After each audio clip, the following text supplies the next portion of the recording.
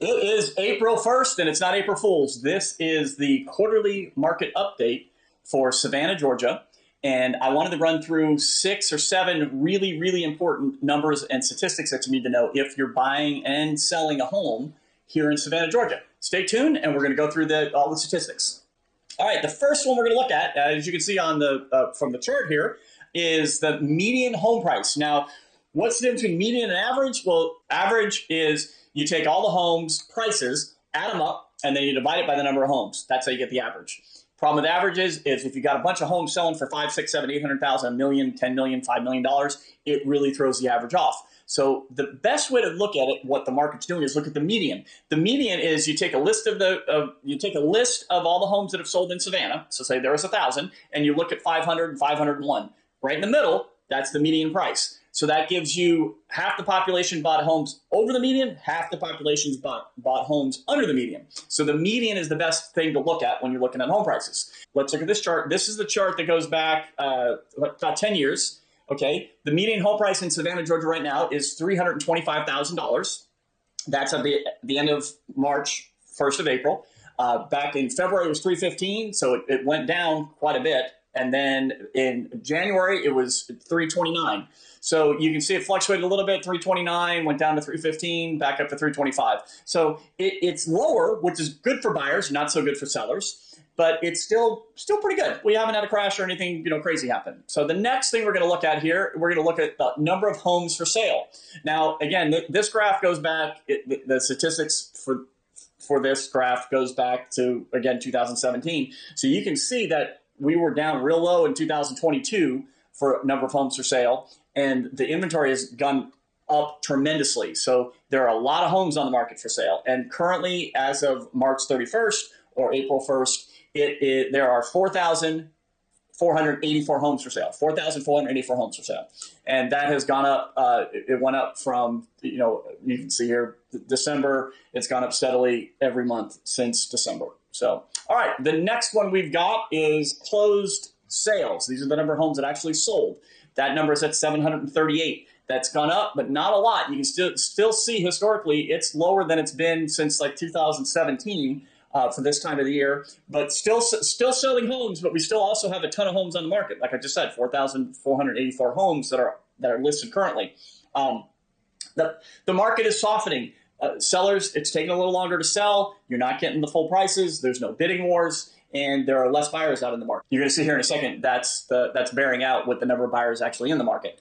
All right, then we've got days on market. Days on market, again, have gone up steadily since, looks like since July of last year at 66, and then it goes up to days on the market. Currently are 90 days on the market. That's all it takes on average to sell a home in Savannah, Georgia, is 90 days. The next one we're going to look at is month supply. The month supply has gone up pretty consistently since December 25.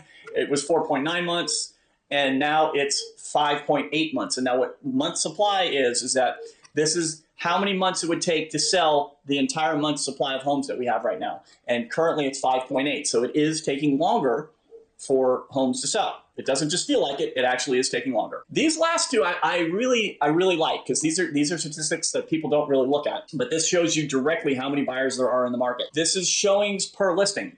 This is a statistic they just started keeping back in January of 21. You can see this. This is how many showings each listing has gotten that's on the market. So each listing that's on the market back in March of 2022 got 7 showings. And then you can see this steadily falls. So there are less and less buyers in the market. Now this has jumped up because springtime's here, so there are more buyers. So it jumped up, what do we got here? January 2.7, February 2.7, so it stayed the same. March, it jumped up to 3.1, but that's still not a lot of buyers in the market. The correlation is if there are a lot of buyers in the market, there are going to be a lot of showings. The next one is showings per pending. So this is basically showings per every contract that is accepted, and you go active, contingent, or under contract on the market right now. This is at 9.7. So you should expect about 9.7 showings before you get an accepted contract. Again, you see, you go back here, March 22, we had 15 and a half showings, tons of buyers running around looking at houses per contract.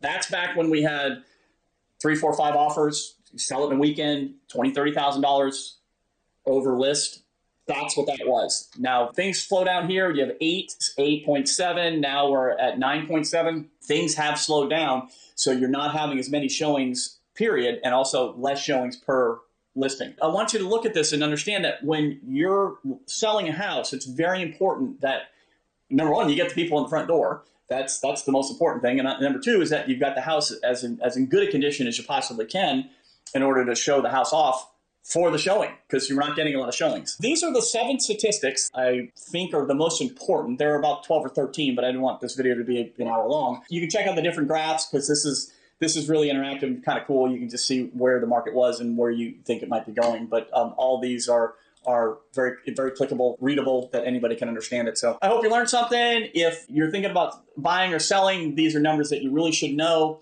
If you know somebody who's thinking about buying or selling, forward in this video, I think this might help them. I will also send you a link to the charts if you just message me. Message me the word charts, and I'll send this link right over so you can check out the interactive charts. All right, thanks for watching.